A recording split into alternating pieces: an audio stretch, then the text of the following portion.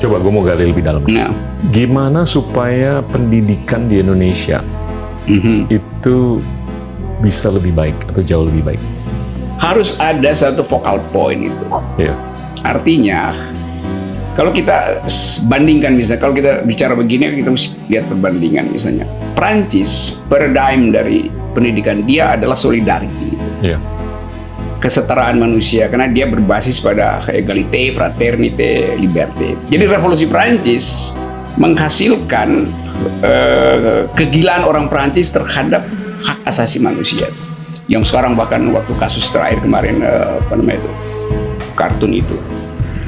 Jadi Prancis tumbuh dengan satu paradigma pendidikan bahwa semua orang harus setara.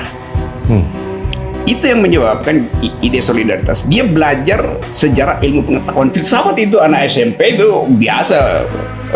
Jadi kesetaraan. Nah kita Indonesia berupaya untuk cari focal point itu. Tapi kita gugup sebetulnya.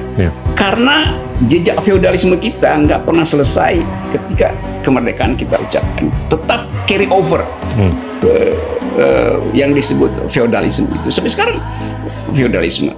Di depan kelas, profesor berdiri di kelas, muridnya diem, nggak mau protes karena takut dia profesor.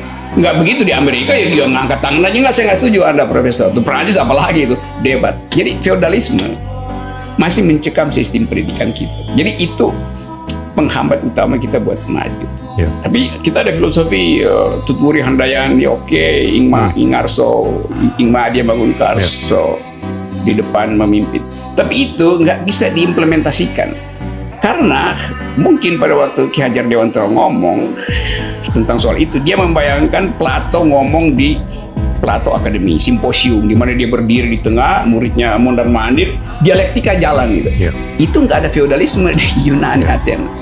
Jadi gue anggap bahwa kalau Indonesia mau bikin terobosan untuk mengakumulasi IQ, feodalisme ini yang mesti dihilangkan pertama-tama.